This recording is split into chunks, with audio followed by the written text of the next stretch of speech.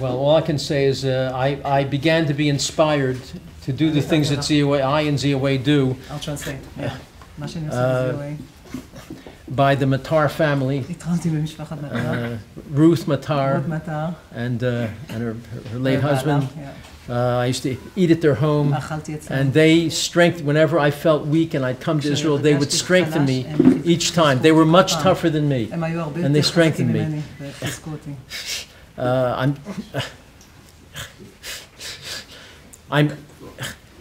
I'm sorry to say that we are still, ZOA, the only serious organization that promotes the right and the imperative of Jews to live in Yehuda and Shomron and not to give an inch of Yehuda and Shomron to the Arabs. But I have to tell you publicly that I was called and given enormous pressure, even by David Friedman and Jason Greenblatt and the Adelsons. Miriam Adelson's called me, begging me, and others in the White House, begging me not to attack this plan. Yes, we heard about that too. Now, of course, we did not support the plan. We just put out the positive sovereignty part of the plan and supported, and we did condemn the Palestinian Arabs and the establishment of a Palestinian terrorist state, because it will be nothing but a Hamas-Iran terrorist state. It will be nothing less than that.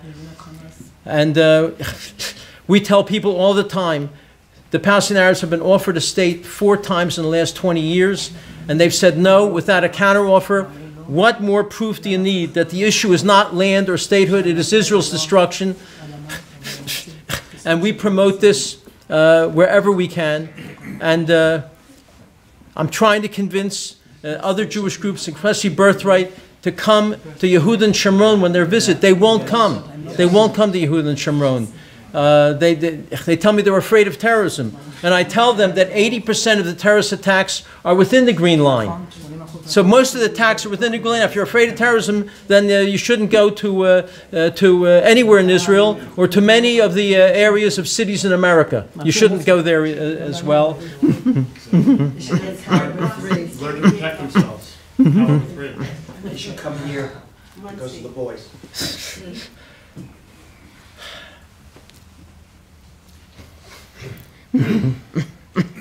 So we will be on campuses, and we will be in Congress, and in every one of my speeches. I'm giving 3 speeches in the next 3 days at the CPAC conference, and in every speech I pledge to you I will condemn even the thought of a Palestinian terrorist state, that there should be no offers. In fact, I told David Friedman before this offer was made, I want you to know, David Friedman asked me, what do I think should be done? And I said what should be done is you should tell them, the Palestinian Arabs, you have 1 year to do all the things that are said, to stop paying Arabs to murder Jews, to recognize Israel publicly as a Jewish state, to condemn BDS publicly, to take away the names of terrorists who are named after schools, streets, and sports teams.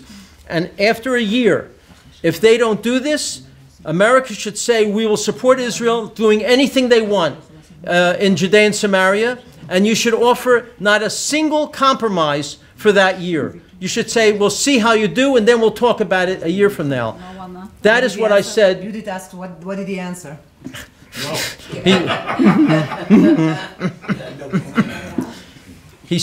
He said, if we don't offer something of significance, the world will dismiss this completely. If we offer something, at least we'll have the chance for people to start talking about this sort of plan.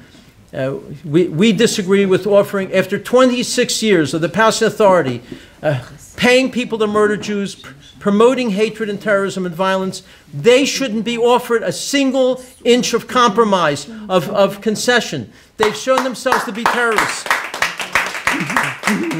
There's no difference between Hamas and Fatah and Islamic Jihad. They're the same. The emblem of the Palestinian Authority is the shape of all of Israel, with a kafiyah over all of it, not just Yehuda and Shomron, East Jerusalem and Gaza, all of it, with a Kalashnikov rifle and a picture of Arafat in the center. What more proof do we need? Now, I ask, and I say this in many of my speeches, why doesn't the Israeli leaders, Netanyahu and the rest, show the emblem of these people, show that this is hung up in schools and high schools everywhere, and make it clear that and not use the phrase, I told Bibi, don't say Abbas is not a partner for peace. Say he is an evil terrorist who wants to murder every Jew. Partner for peace is too weak. The problem is that the Israeli leaders, I'm sorry to say, and the Jewish leaders don't make it clear you are dealing with Arab Nazis who want to murder every Jew and destroy Israel. They have no interest in any sort of peace or compromise, no matter what concessions you make. So we will continue to send that message all over America. I'll continue to try and pressure Israeli leaders and Jewish leaders as best that we can to make it clear that all of Israel given to us by Hashem has to remain in Jewish hands until eternity. And as I say, Hashem has promised all this land to the Jewish people. Hashem has promised that the Jews are an eternal people, never to be destroyed. And unlike politicians, Hashem does not break his promises. Thank you very much.